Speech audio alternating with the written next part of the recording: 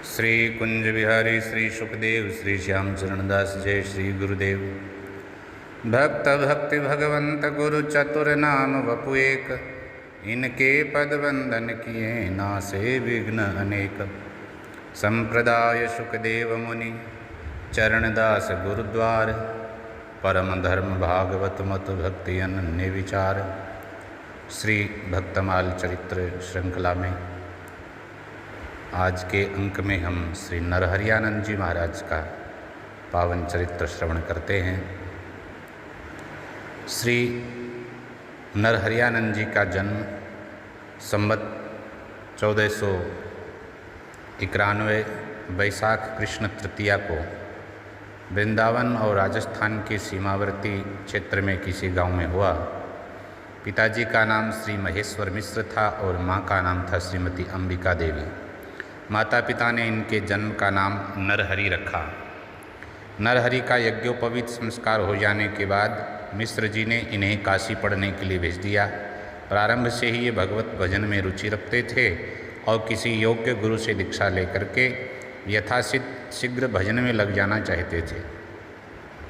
श्री रामानंदाचार्य जी के बारे में इन्होंने अपने पिता से पहले ही सुन रखा था। पिता ने इन्हें काशी जाकर के पहले उनके दर्शन करने का आदेश दिया। काशी पहुंचते ही इन्होंने श्री रामानंद जी के दर्शन किए और उनसे दीक्षा की प्रार्थना करी।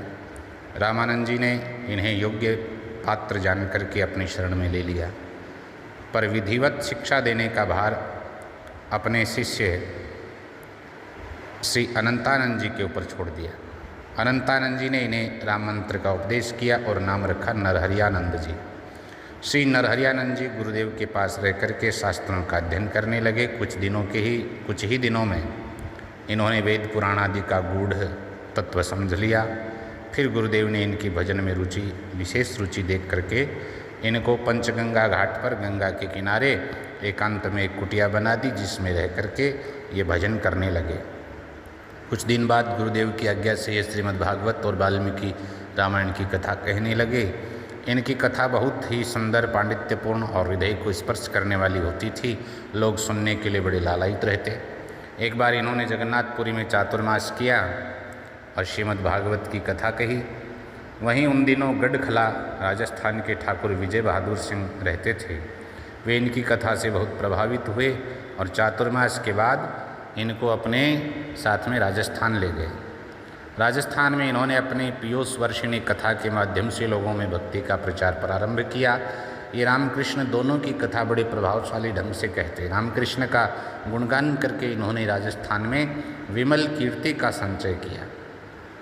तिनके नरहरि उदित मुदित नेहा मंगल तन, रघुवर यदुवर गाय, विमल कीर्ति संचयो धन, भक्तमाल में वर्णन है।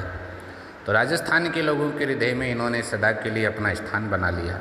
उन्होंने इनसे वहीं रह कर के अपनी अमृतमयी वाणी से राजस्थान की मरुभूमि को सींचने का आग्रह किया और इनका भी मन राजस्थान के लोगों में भक्ति का प्राबल्य देख करके वहाँ रम गया। ये भी वहीं रम गए। तो जयपुर राज्य के तोरावाटी क्षेत्र के अंतर्गत बिलाली माता की पहाड़ी है। तो बिलाली गांव में एक कुटिया में रह कर के भजन करने लगे। अंत तक वहीं रहे। एक बार बड़ी जोर से वर्षा हो रही थी। नरहरियानंद जी के पास सूखी लकड़ी थी नहीं। चिंता हो गई कि आज ठाकुर जी का और संतों के लिए भोग प्रसाद भोजन कैसे बनेगा। गांव में जाकर किसी से मांगें तो लाते लाते रास्ते में भीग जाएगी। और यही सोच रहे थे कि उनकी दृष्टि पड़ी निकट के देवी मंदिर पर। सोचा क्यों न मंदिर के दरवाजे खिड़कियाँ की लकड़ी जो है उतार लें एक बार, और ये लकड़ी निकाल लाएँ, फिर सूखी लकड़ी है, भोजन बन जाएगा। तो कुल्हाड़ी लेकर के चल दिए मंदिर की ओर। देवी ने देखा उनको आते तो कुल्हाड़ी लेकर के आने का उनका अभिप्राय जान लिया। तो उन्हें मना तो कर सकती नहीं थी, उनके तेज से परिचित थी और यह भी जानती थी कि वे लकड़ी लेने के लिए आ रहे हैं ठाकुर जी के भोग के लिए। तो उन्होंने प्रकट होकर के उनसे कहा, आप मंदिर के दरवाजे न उतारें, मैं स्वयं नित्य एक बोझा लकड़ी का आपकी कुटिया पर डाल दूंगी। उस दिन से देवी एक गट्ठर लकड़ी का जो है उनकी कुटिया पर डाल करके आने लगी। अब पड़ोस की एक किसी महिला को पता चला। उसने सोचा क्यों न मैं भी ऐसा करूं, जिससे मेरे घर भी ये देवी लकड़ी पहुंचा जाया करे। लकड़ी पहुंचा करके जाया करेगी देवी तो बड़ी परेशानी टल जाएगी। उसी समय उसका दामाद आया हुआ था, उसने सब बात समझा करके कही और भेज दिया मंदिर के दरवाजे खिड़की तोड़ने के लिए। उसका दामाद जैसे ही दरवाजे पर कुल्हाड़ी मारने को हुआ, देवी ने उसे प्रकट होकर धरपटका मार लगाई, मूर्छित हो गया। अब उसको दामाद को लौटने में देर हुई तो महिला ने सोचा क्या हुआ देखने आई। देवी ने उसको भी पटक लगाई, कहा अरे तू भक्तों की होड़ करते हो, भक्त की बराबरी तो कोई नहीं कर सकता, भक्त की तो भगवान भी नौकरी बजाया करते हैं, तूने भक्त की नकल करके महान अपराध किया है, तो मैं तुझे और तेरे जमाई दोनों को यमपुरी पहुंचा दूंगी। उस महिला ने चरणों में गिर करके क्षमा प्रार्थना की।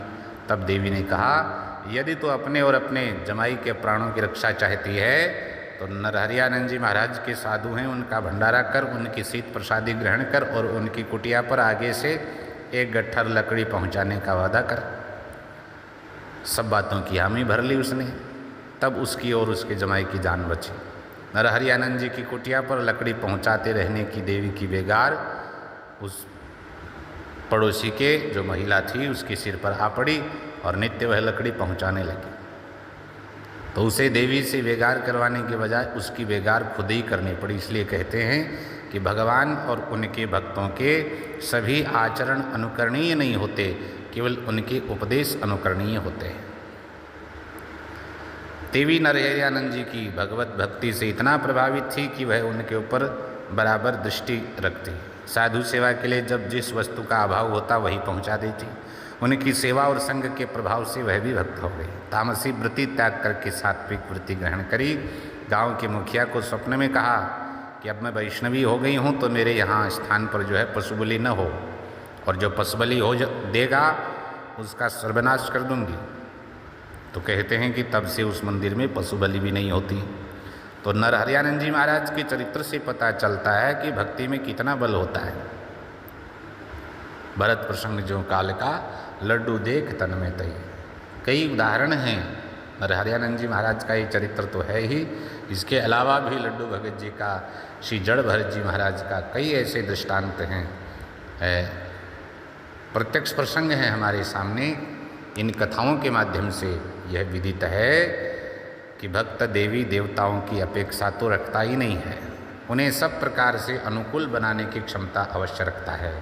तो नरहरियानंद जी महाराज के उपदेश बड़े मार्मिक और हृदयस्पर्शी होते। वे कामिनी कंचन के त्याग पर विशेष रूप से बल देते।